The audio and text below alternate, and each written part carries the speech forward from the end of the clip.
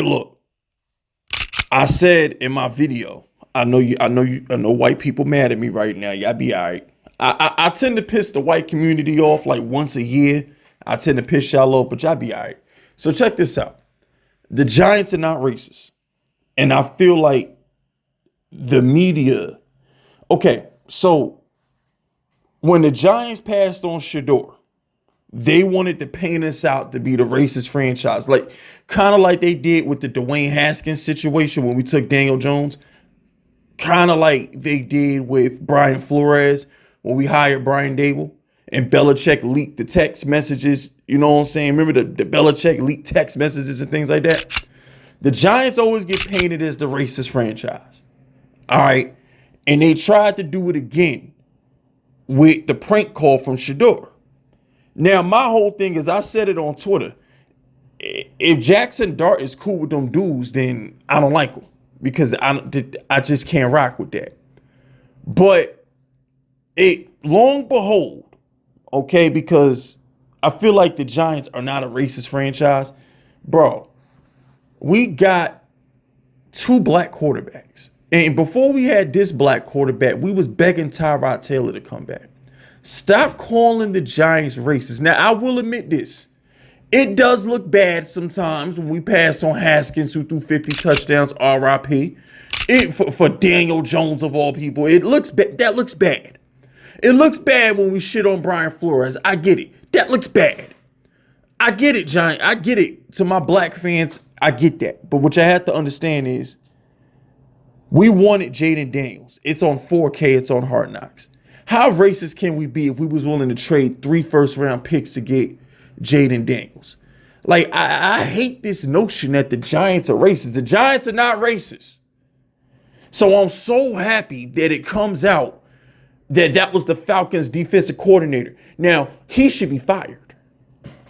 Oh, he should be fired. Oh, yeah, he should be fired. The Falcons defensive coordinator should be fired, and they should be draft picks. Something should happen to the Falcons, because how does your son get a private number that only NFL executives have? Why did you give that to your son? So you mean to tell me he didn't know about that? You mean to tell me the Falcons weren't going out there waiting? Well, not the Falcons, the defensive coordinator, maybe the general manager, because everybody who's anybody got that number. Random people ain't just going to get the number. It's a private number. You don't think they thought it was funny? You don't think they thought that was funny? And it bothers me too, because the Falcons have a black head coach.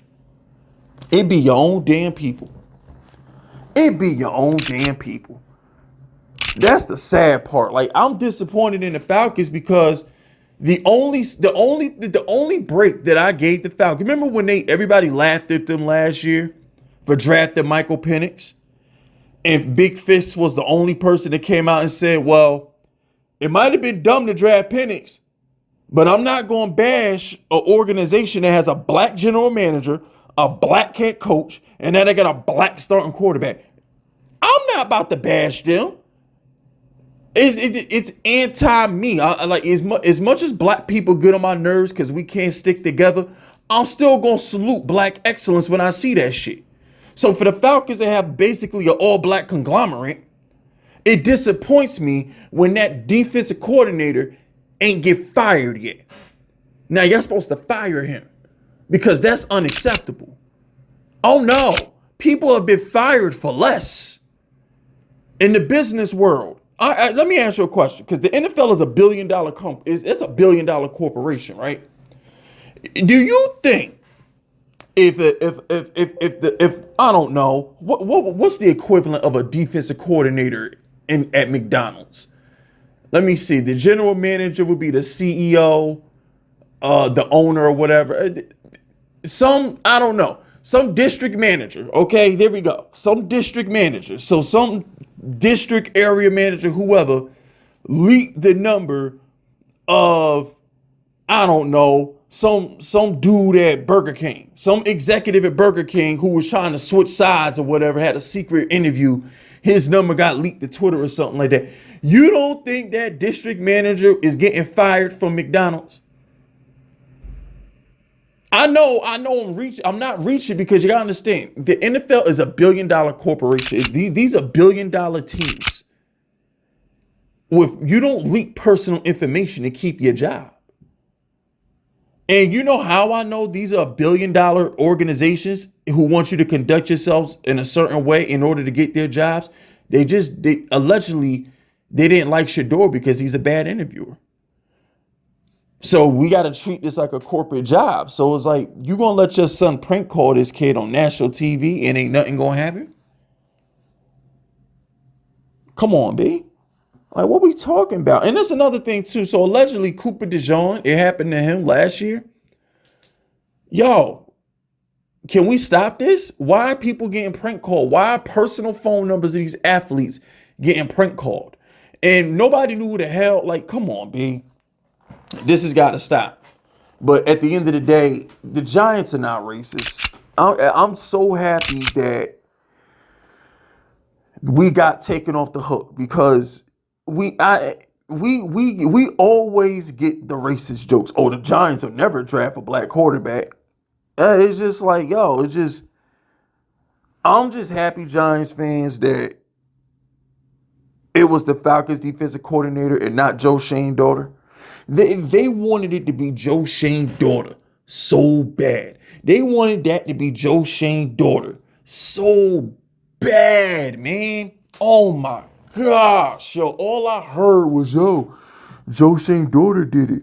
Joe Shane's daughter did it. I am so happy. You don't understand how happy I am that wasn't Joe Shane's daughter. Oh my God. We would have never lived it down.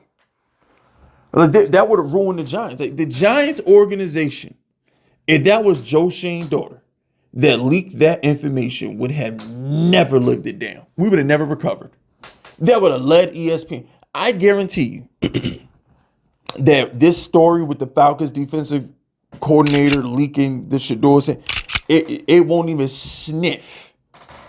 It won't sniff the top 3 or 4 headlines going into your morning talk shows today. I guarantee you, it won't sniff it. What is it? I'm recording this. It's 4:19 a.m., April 28th.